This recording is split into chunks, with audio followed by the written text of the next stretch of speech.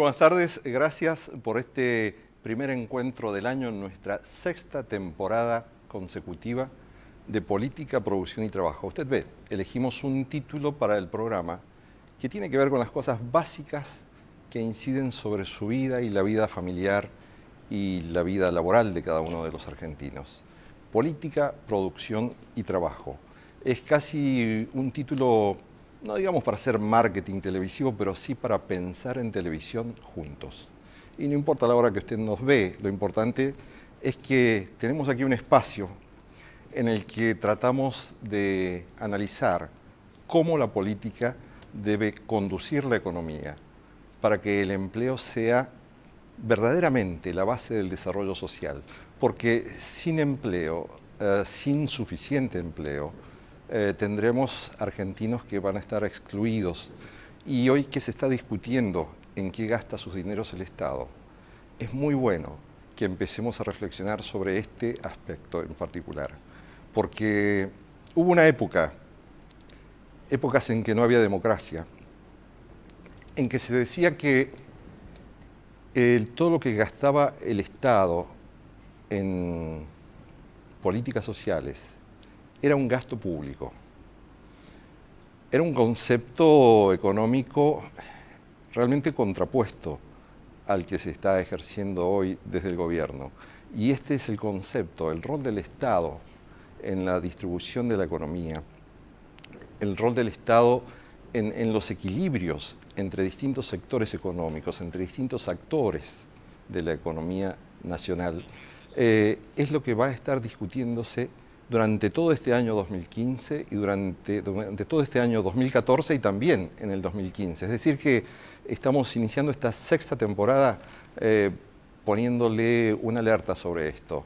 No se distraiga, porque las discusiones que van a llegar a lo largo de este año y del próximo van a ser probablemente más intensas, porque va a estar desarrollándose una discusión, un debate ideológico, literalmente un debate ideológico.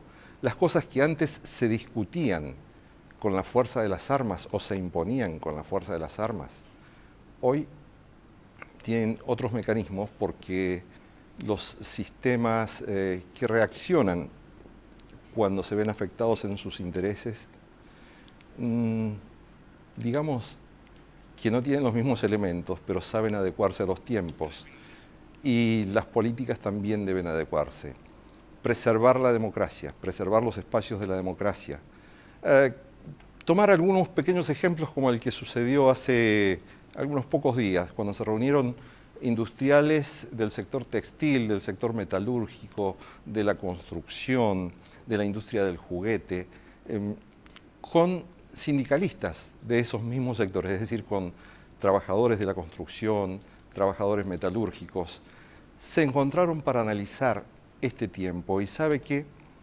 Dieron una definición, no lo distraigo más con esto, porque dieron una definición que es válida para sostener esta invitación a la reflexión que acabo de hacerle. Dice así: hoy es el momento histórico para continuar apoyando a la industria, la actividad primaria y el empleo, que tantas veces fueron postergados por la inestabilidad institucional. Es un desafío pensar en esto. No vemos peligros para la democracia, pero sí tenemos que saber defender la democracia, sobre todo cuando la democracia se convierte en un articulador de equilibrios dentro de la sociedad. De esto es de lo que hablamos aquí en Política, Producción y Trabajo.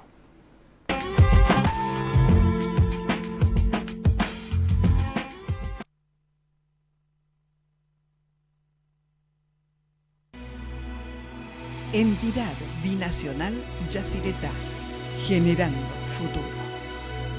Servicios Regionales del Sur, Sociedad Anónima. Trabajamos integrando comunidad y empresas. ¿Sabías que en la legislatura podés visitar el vestidor de Evita tal cual lo usaba? Legislatura de la Ciudad Autónoma de Buenos Aires. Monumento Histórico Nacional. Tu voz en la ciudad.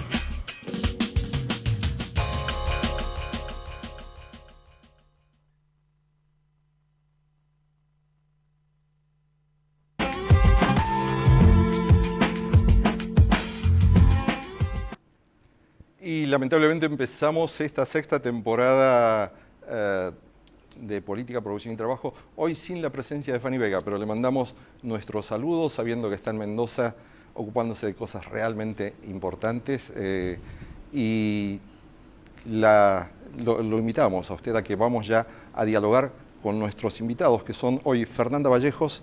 Muy buenas tardes. Buenas tardes. Gracias por estar en Política, Producción y Trabajo. Fernanda es economista de la Gran Macro. Es una agrupación de economistas que ponen la N de Gran con mayúscula y la K de Macro con mayúscula en alusión a Néstor Kirchner. O sea, reivindican de algún modo la política, el rol que tuvo y que tiene todavía Néstor Kirchner en la política argentina. Federico Bernal, gracias por venir aquí por primera vez a Política, Producción y Trabajo. Sos una persona muy joven, bioquímico. ¿Tenés? Fernanda es más joven que yo. 39 años. Sí. Y estás presidiendo el Observatorio de la Energía, la Tecnología y la Infraestructura para el Desarrollo. Todo eso. Todo eso, un gran nombre.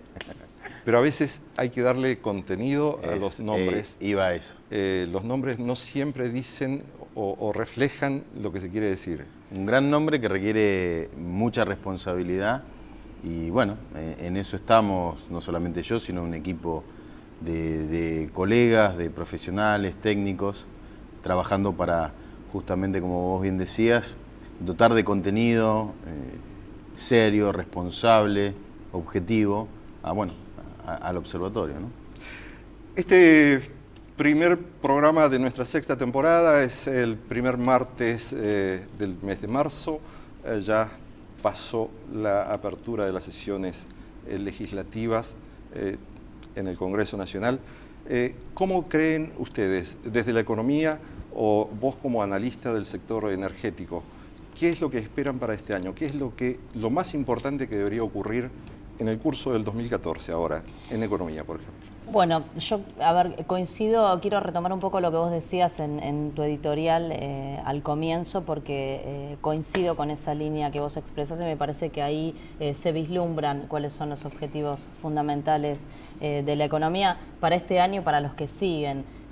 Yo, sinceramente, nosotros evaluamos que estamos en un momento de bisagra histórica en la evolución de nuestra economía y que estamos en condiciones, si somos inteligentes y sabemos articular esos intereses diversos que hoy están en pugna, estamos en condiciones de dar un salto para adelante y consolidar ese proceso de desarrollo que tantas veces en la historia argentina se frustró, como vos bien señalabas, y hoy en un marco de una democracia consolidada, en un marco de una democracia que además está, fíjate que hoy estamos inmersos en esta discusión en torno de los precios y a mí me parece que es una discusión que también tiene que ver con profundizar algunas dimensiones de la democracia en la que todavía no nos hemos detenido tanto, que tiene que ver, por ejemplo, con la democratización de la economía, uno podría decir, ¿no? Y en ese contexto entra el fortalecimiento de este proceso de desarrollo y de reindustrialización que venimos llevando adelante en los últimos años, con un enorme desafío que tiene que ver con superar la restricción externa, la escasez de divisas, por supuesto, y con resolver esta intensa puja distributiva en el sentido de lo que se planteaba ahí en tu misma editorial, ¿no? Poniendo el trabajo como un elemento fundamental y donde todavía es preciso avanzar hacia una matriz redistributiva mucho más igualitaria y mucho más equitativa. Quienes venimos siguiendo la economía desde hace mucho tiempo, yo hace 35 años que llevo de periodismo económico, sabemos que las expectativas inciden en el curso de la economía porque la economía no es una ciencia exacta y sabemos que, por ejemplo, la emisión, la política monetaria tiene incidencia en el desarrollo, en el curso de una economía, pero pareciera que hay como un consenso oficial entre los analistas políticos económicos en plantear que la responsabilidad de los aumentos de precios están solo en la política del Estado, en la política monetaria del Estado. Es decir, ¿no es un poco ingenuo pensar que los actores económicos que son formadores de precios no tienen un rol clave en determinar a qué precio tenemos que pagar los alimentos para nuestras familias? Sí, es ingenuo, depende desde qué lugar uno se pare para analizarlo. Probablemente una gran mayoría de la sociedad argentina que termina incorporando este tipo de postulados lo hace desde un lugar de ingenuidad. Ahora, como vos decías, las expectativas juegan un rol, y esos actores que son los que se ocupan de la difusión y la propalación de este tipo de consignas no lo hacen desde un lugar de ingenuidad, lo hacen porque están atendiendo a determinados intereses. De lo que podemos estar seguros es que la ciencia económica, como todas las ciencias, y en particular las ciencias sociales, no es neutral, de la misma manera que lo que sucede en la economía no discurre en un marco de neutralidad. ¿Con esto qué quiero decir?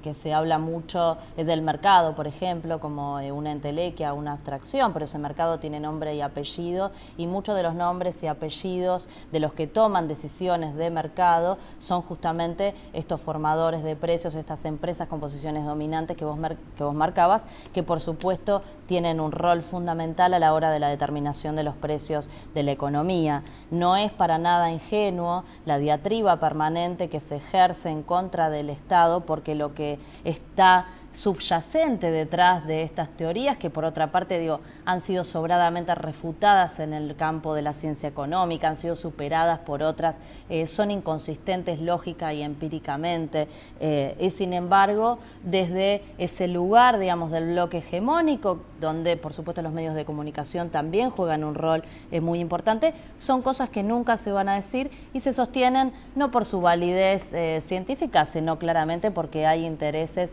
detrás en deslegitimar justamente el rol del Estado, que como vos señalabas antes, es tan importante también para la resolución de esta tensión que hoy nos atraviesa, que tiene que ver con cómo se distribuye la torta del ingreso nacional. La economía evidentemente no funciona sin energía.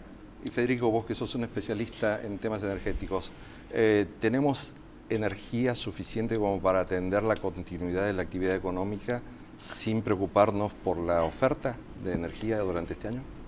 Sí, por supuesto que sí. De hecho, ha sido una constante del 2013 a esta parte, a pesar del crecimiento exponencial del aparato productivo, del crecimiento exponencial y desarrollo, que no es lo mismo, de la economía nacional, con promedios del 8-9% anual, ¿no? Si mal no recuerdo. 7-8. 7-8, inclusive con el Producto Bruto Industrial creciendo muchos años por encima del PBI. Con un incremento de cerca del 50% del consumo de energía eléctrica por parte de millones y millones de hogares que se incorporaron. Vos hablas en tu editorial de la exclusión. Bueno, del 2013 a esta parte se incorporaron, digamos, esos son números concretos y reales. No solamente se crearon cerca de 5 millones de puestos de trabajo, sino además se incorporaron a la vida, al uso de la electricidad, al consumo, al mercado interno, cerca de 2,5 millones de hogares, por ejemplo, el acceso de gas por redes, mejor dicho, y el acceso a la electricidad como servicio público. Entonces, todo ese incremento de la demanda, del consumo, bueno, eso fue acompañado, como de la misma manera el crecimiento del aparato productivo nacional, con centenares de miles de pequeñas y medianas empresas que también se incorporaron al país y que estaban excluidas.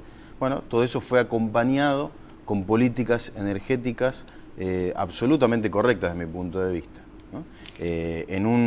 Por ejemplo, un incremento de la potencia instalada de cerca del 50% en los últimos 10 años. Este pasado 25 de febrero se celebraron 3 años de que Yacyretá está funcionando a plena capacidad de su potencia instalada. Así es. ¿Deberían construirse más Yacyretás en la Argentina? Sí, de hecho ya se llamó a licitación para Garabí y Corpus Christi, otras 2 grandes represas hidroeléctricas, pero lo importante señalar es que, por ejemplo, siempre en el marco del Plan Energético Nacional 2004-2019, se reactivaron los grandes planes hidroeléctrico y nuclear nacional, que en el caso de Yacyretá, bueno, pudo finalmente concluirse la construcción y elevarse la cota y incorporarse también turbinas, aumentarse la generación de la represa gracias a las políticas directrices del Plan Energético Nacional. Lo mismo con Atucha 2, que este año va a comenzar ya a entregar energía eléctrica al sistema argentino de interconexión nacional. Y son otros 750 megawatts de potencia, que es una cantidad importante, es un tercio de Yacyretá.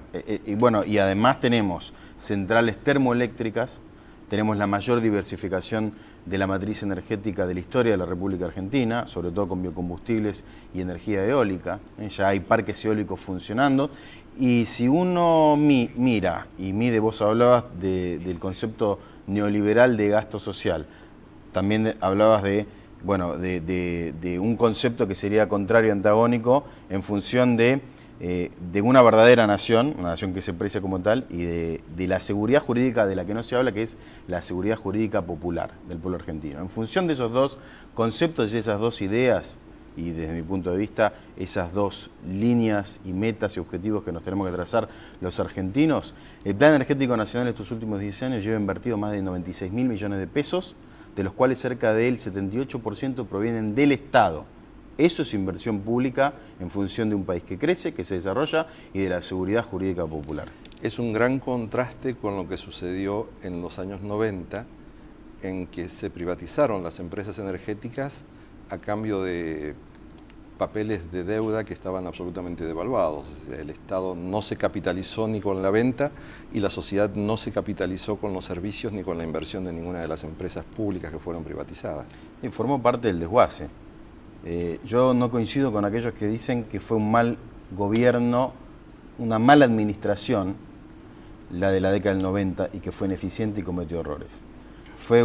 Las dos presidencias de Menem, más la de la Rúa, más la de Duhalde, fueron administraciones, porque yo no lo llamo gobierno tampoco a eso, fueron administraciones absolutamente eficientes, puesto que los objetivos que tenían de desmantelar y destruir el aparato productivo nacional, el país, lo consiguieron. Ese era su objetivo, y entre esos objetivos, o mejor dicho, para lograr esos objetivos, tenían que llevarse puesto a las empresas públicas y al Estado empresario.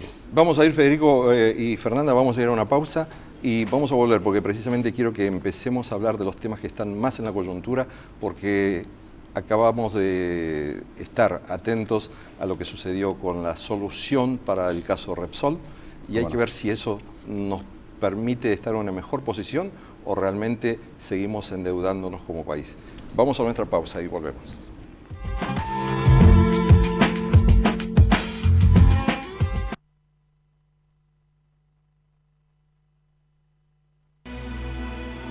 Entidad Binacional Yacyretá, generando futuro. Servicios Regionales del Sur, Sociedad Anónima. Trabajamos integrando comunidad y empresas. ¿Sabías que el Palacio Legislativo se encuentra habilitado para realizar visitas guiadas todos los días? Legislatura de la Ciudad Autónoma de Buenos Aires. Monumento Histórico Nacional. Tu voz en la ciudad.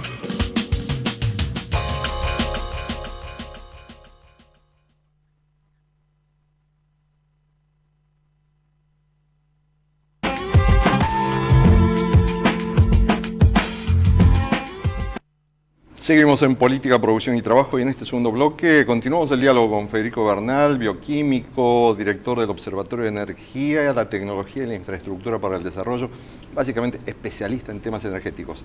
Fernanda Vallejos, economista de la Gran Macro, y les preguntaba antes de la pausa si la solución que se está encontrando y que tendrá que aprobar el Congreso durante el curso de este año, la solución al conflicto con Repsol, ¿es una solución de fondo para continuar, para recuperar el autoabastecimiento energético, o nos crea un nuevo problema de endeudamiento como sociedad? ¿No?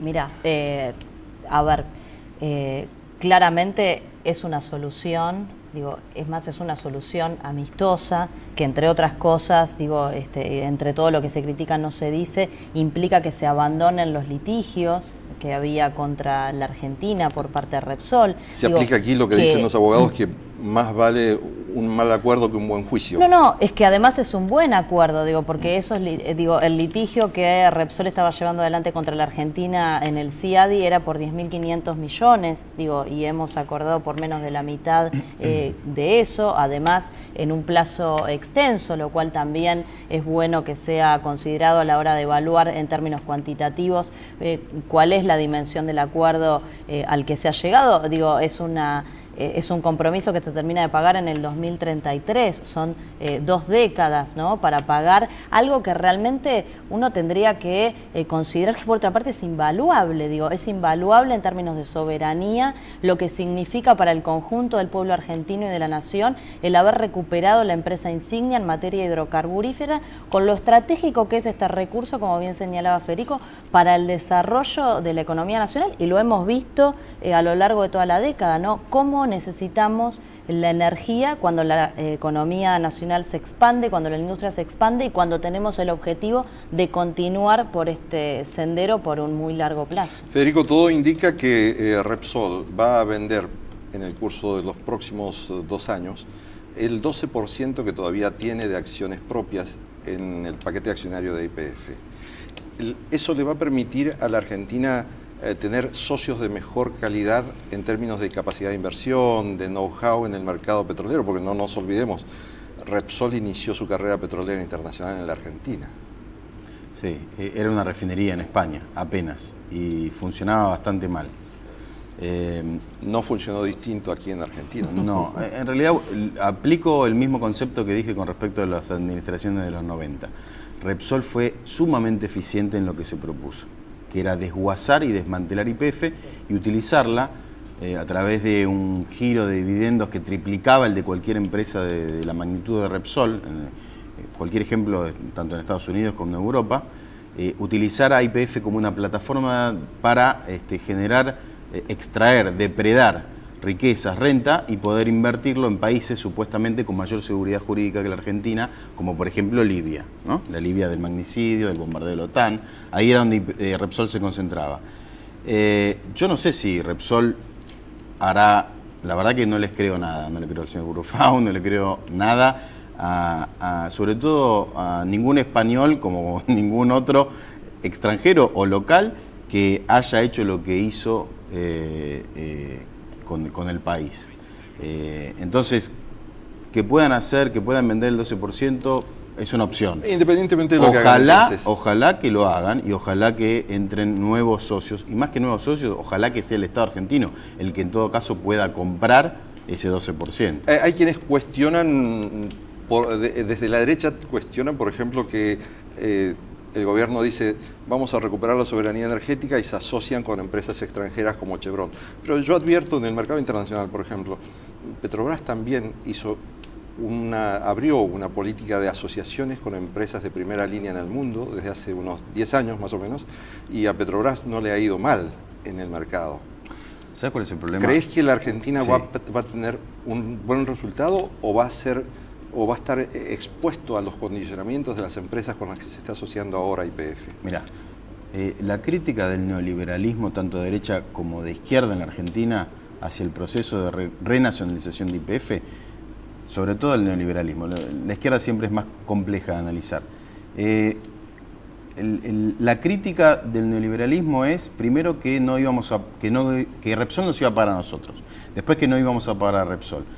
Ahora que nos endeudamos, viene de los grandes endeudadores seriales, ahora ponen el grito del cielo porque nos endeudamos, que no 5.000, que 10.000, que 15.000, que al final es lo mismo que lo que pretendía Repsol. Acá el punto fundamental y que les molesta y mucho es que YPF se convierte, es decir, el Estado, se convierte verdaderamente ahora sí en testigo para un sector que hace 10 años viene desinvirtiendo y viene dándole la espalda al país, a la producción y el consumo y al mercado interno. Entonces, cuando uno analiza estos últimos 2 años de YPF bajo la gestión pública, que ha aumentado, primero ha revertido la caída histórica en cuanto a la producción de gas, ha revertido y convertido en positivo la producción de petróleo, ha ganado cuota de mercado con las mismas reglas de juego de mercado que las restantes operadoras. Y cuando uno analiza a sus colegas, es decir, Petrobras, PAE, Total, etcétera, etcétera, que vienen declinando sistemáticamente la producción, su participación en el mercado, la capacidad de refinación con 15-20% de capacidad ociosa en el caso de Shell, y cuando ve que YPF puede lograr repartir utilidades, repartir dividendos, generar utilidades, acompañar el consumo interno, no desabastecer, aumentar la capacidad de refinación de sus refinerías y aumentar su cuota de mercado y ya estar primero en gas y en petróleo, entonces ahí es donde YPF, que es una empresa mixta, controlada por el Estado Nacional, genera muchísimo ruido, porque si YPF lo puede hacer, entonces las restantes empresas no es que lo pueden hacer, lo van a tener que hacer igual. ¿Va a continuar creciendo la recuperación de la producción de YPF en territorio argentino? Sí, por supuesto. Es la tendencia que no ha variado de abril de 2012. Vamos a reservarle 2 minutos a Fernanda para que nos diga si, como economista, cree que la economía argentina va a crecer en este año 2014. Sí, creo que va a crecer, y creo que, retomando lo que decía Fede, me parece que algo que los pone nerviosos también es que la gestión de YPF, la buena gestión de YPF con el Estado, también echa por tierra parte de esas consignas con las que todos los días se dispara contra el Estado Nacional, ¿no? La ineficiencia, la incapacidad del Estado Nacional para gestionar. YPF es un ejemplo palpable y concreto de que eso es lisa y llanamente una mentira. Entonces digo, me parece que de la mano de ese mismo Estado al que tanto se critica, y sosteniendo las políticas activas de ingresos, sosteniendo el consumo, sosteniendo la demanda, siguiendo en la línea de balancear en favor de los trabajadores y de los sectores populares y medios, como se ha venido haciendo a lo largo de todos estos años, a pesar de que hagan un enorme esfuerzo en estos días por instalar lo contrario, sin lugar a dudas, la Argentina va a seguir creciendo en este año. La pregunta sería, ¿va a crecer la economía? ¿Va a crecer la industria? ¿Se van a controlar los precios? Va a crecer la economía, va a crecer la industria seguramente, por supuesto vamos a tener que estar muy atentos porque tenemos un frente complicado, por ejemplo, en Brasil, y sabemos que lo que sucede con la economía brasilera por el impacto que tiene a través del canal comercial, en particular en la industria automotriz, que es muy importante en el componente total de la industria. Ahí tenemos un frente abierto, pero en lo que tiene que ver con las condiciones internas, seguramente se va a sustentar, y por eso también es más importante que nunca sostener, por supuesto, el mercado interno, que es nuestra garantía, como lo ha sido a lo largo de todos estos años, para sustentar nuestro propio crecimiento, nuestro propio desarrollo. Déjame decir una cosita sobre el tema de precios, porque me parece que es parte también de la encrucijada crucial que nos atraviesa en estos días. Y me parece que vamos por el buen camino, porque hemos logrado poner sobre la mesa, ¿sabes qué? Una variable que hasta ahora era tabú, que es la ganancia empresaria en la ecuación de la conformación de precios. Ya no discutimos solamente de los salarios. Es la primera vez en la historia de la economía argentina que se discute la tasa de ganancia de las empresas. Exactamente. Muchísimas gracias, Fernanda Vallejos. Muchísimas gracias, Federico Bernal. No, por favor, gracias a vos. Muchísimas gracias a usted por este reencuentro ya por 6º año consecutivo, y nos seguiremos viendo cada martes para hablar de política, producción y trabajo aquí en Canal Metro.